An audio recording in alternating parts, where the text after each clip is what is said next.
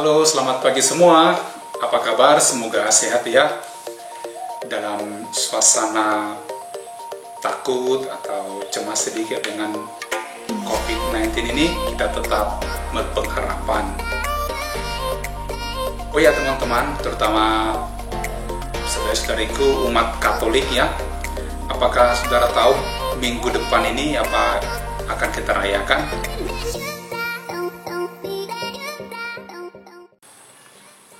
Hari Raya Tubuh dan Darah Kristus.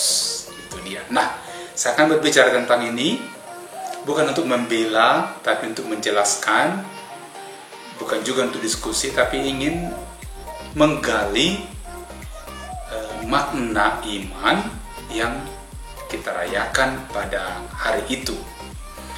Nah, saya akan mulai dari mengapa ini terjadi hari raya ini gitu. Pertama, hari raya ini katakanlah dimulai atau pada abad ke-12, ke-13.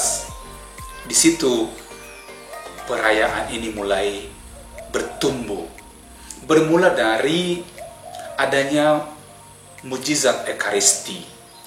Pada abad-abad itu, abad 11, 12 sampai 13, banyak terjadi mujizat Ekaristi, tubuh Kristus yang dalam bentuk rupa roti itu berubah menjadi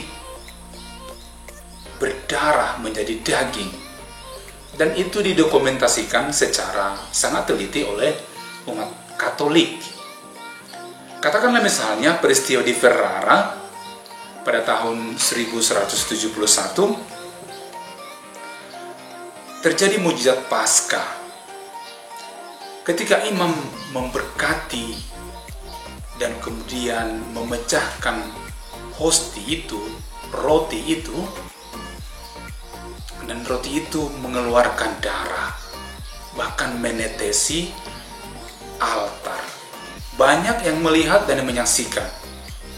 Kemudian ini menjadi hosti itu disimpan dalam tempat yang disebut tabernakel khusus untuk memelihara, untuk melihat dan menjadi saksi atas perubahan roti menjadi tubuh sungguh-sungguh.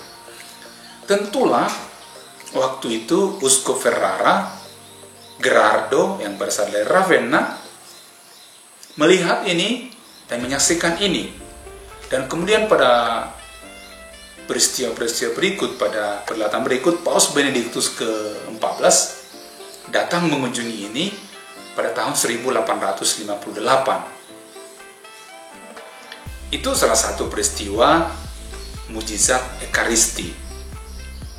Juga pada tahun 1194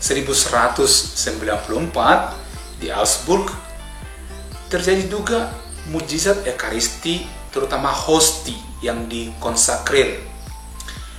Seorang perempuan, wanita, ya secara nakal gitulah, dia menerima hosti itu, setelah itu dia pulang membawa hosti itu dan tidak memakannya. Dan itu disimpannya bertahun-tahun, bahkan 5 tahun. Karena merasa diri bersalah, maka dia membuka hosti itu, tempat hosti itu yang dimasukkan dalam satu kemasan yang sangat baik. 5 tahun berikutnya dibuka dan hosti itu berubah di sana menjadi daging gitu, dan tidak busuk. Dan kemudian dia melaporkan ke pastor parokinya, dan pastor Bertolt namanya itu akhirnya menyimpan itu. Itu misalnya 2 peristiwa. Masih ada lagi peristiwa-peristiwa lain, misalnya di Daroca, Italia tahun 1239, di Santarem 1247.